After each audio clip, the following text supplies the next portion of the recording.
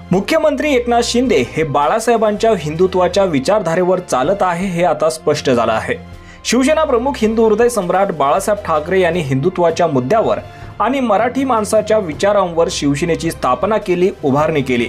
त्या काळात त्यांच्या विचारधारेने भारलेले हजारो तरुण शिवसेनेच्या झेंड्याखाली एकत्र आले आणि महाराष्ट्राचं राजकीय चित्र बघता बघता बदलून गेलं। एकीकडे काँग्रेस सारख्या सरंजामदारच्या पक्षात कधीही संधी न मिळू शकणारे विस्थापित शिवसेनेच्या माध्यमातून सत्ताधारी झाले। हिंदुत्वाचा हा विचार महाराष्ट्रात क्रांतिकारी ठरला।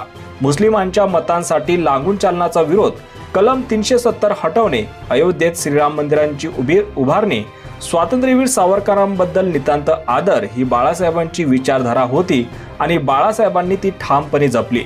देशभक्त मुस्लिमांना बाळासाहेब आपले म्हणायचे, पण देशविघातक कारवाया करणाऱ्या प्रत्येकाबद्दल बाळासाहेबांना चीड होती।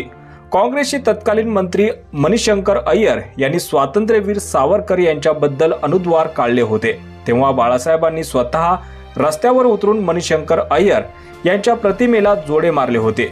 हीच विचारधारा बाळासाहेबांनी प्रत्येक शिवसैनिकांच्या अंगात भिनवली। कपाळावर नेहमी टिळा लावणारे एकनाथ शिंदे त्या हिंदुत्ववादी विचारधारेचे प्रतिनिधित्व करत आहेत।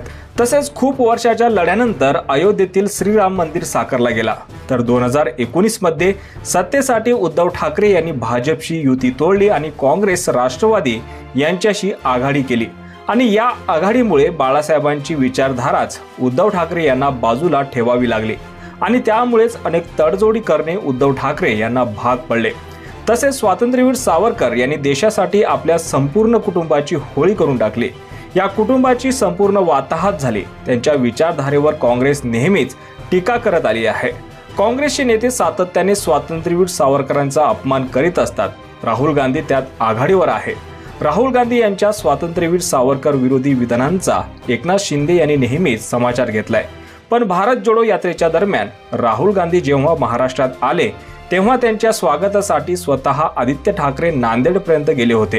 हे हिंदुत्ववाद्यांना पटलेलं नाही।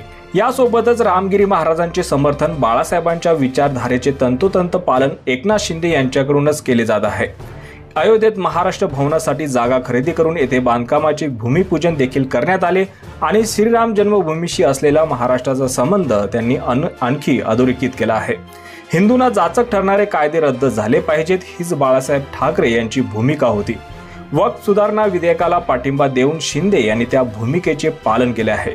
तर कोणत्याही परिस्थितीत वक्फ सुधारणा विधेयक संमत केले जाणार नाही अशी भूमिका उद्धव ठाकरे यांनी घेतली आहे।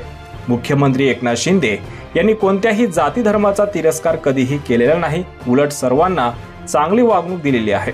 पण हिंदूंचा सन्मान झालाच पाहिजे, हिंदूवर कोणत्याही स्वरूपाचा अन्याय होताच कामा नये ही बाळासाहेबांची भूमिका आणि हिंदुत्व एकनाथ शिंदे पुढे नेत आहेत।